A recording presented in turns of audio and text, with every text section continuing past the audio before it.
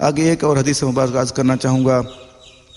حضرت سیدنا عبداللہ بن مسعود رضی اللہ عنہ فرماتے ہیں کہ ہمیں ایسے شخص کی دعوت قبول کرنے سے منع کیا گیا ہے جو فخر و مباحات کی نیت سے دعوت کرتا ہو۔ اللہ اکبر، ہمیں اس چیز پہ غور کر لینا چاہیے سب کو۔ اگر کوئی بندہ اپنے اترانے کے لیے، اپنا نام بڑھانے کے لیے، یا اپنے آپ کو بہتر سمجھنے کے لیے کوئی بندہ کسی کی دعوت کرتا ہے، یا اپنے آپ کو فخر محسوس کرنے کے لیے، اللہ کے نبی نے فرمایا اس کی دعوت قبول نہیں کرنی چاہیے۔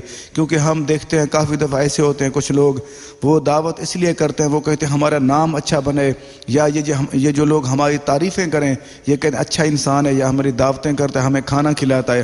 اللہ کے نبی نے واضح فرما دیا اس انسان کی دعوت قبول نہ کرو جو فخر و مباحت، جو اپنے آپ فخر کرتا ہو اور مباحات کی نیت کرتا ہو، اس نیت سے دعوت دے جس کا وہ میرا نام اچھا ہو، لوگ مجھے تعریف میری کریں۔ اللہ کے نبی نے فرمایا اس کی دعوت قبول نہیں کرنی چاہیے۔ یہ قوت القلوب ابی طالب المکی صفحہ نمبر 301 جلد نمبر 2، اور احیاء العلوم شریف بھی ہے جلد نمبر 2 صفحہ نمبر 153۔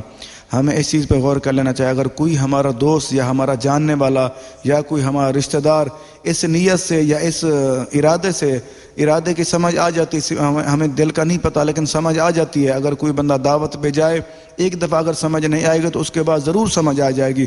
لوگوں کو وہ کہے گا کہ میں نے فلاں کی دعوت کی، میں نے اس کو اتنا کھلایا، یہ کیا وہ کیا۔ اس کا مطلب یہ ہے کہ وہ اللہ کی رضا کے لیے دعوت نہیں کر رہا، وہ اپنے آپ کو بہتر سمجھنے کے لیے دعوت کر رہا ہے۔ آگے کچھ واقعات عرض کرنا چاہوں گا۔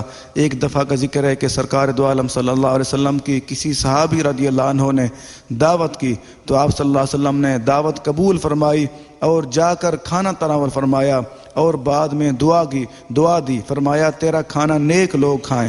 سبحان اللہ، دیکھو کتنا خوش قسمت وہ صحابی رسول۔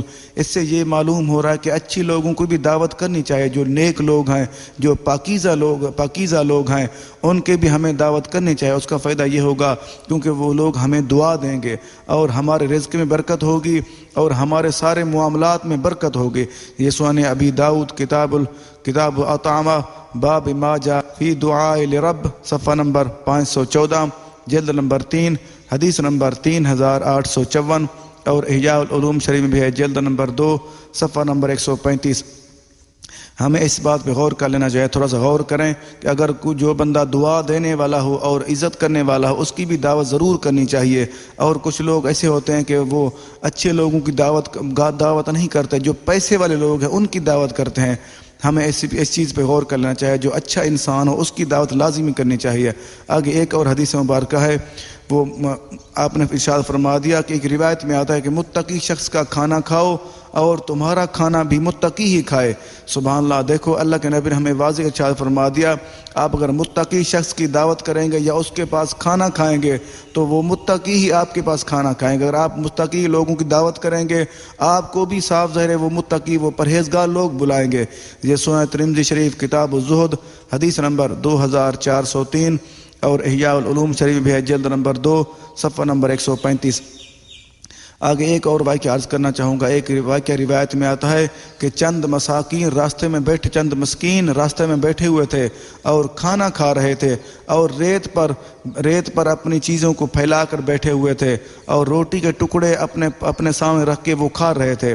حضرت سیدنا امام حسن بن علی رضی اللہ عنہ اپنی سواری خچر پہ سوار ہو کے قریب سے گزرے تو آپ علیہ السلام نے انہیں سلام کیا، تو وہ جواب دے کر عرض گزار ہوئے، اے نواس رسول صلی اللہ علیہ وسلم، آئیے کھانا کھائیے۔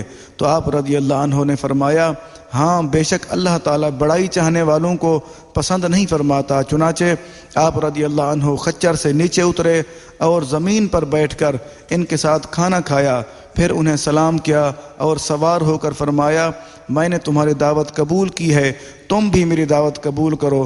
انہوں نے عرض کی کہ جی ہاں۔ آپ رضی اللہ عنہ نے ان سے ایک وقت معلوم کا وعدہ لیا کہ فلاں دن کو میری آپ کی دعوت ہے، آپ میرے پاس لازمی آنا۔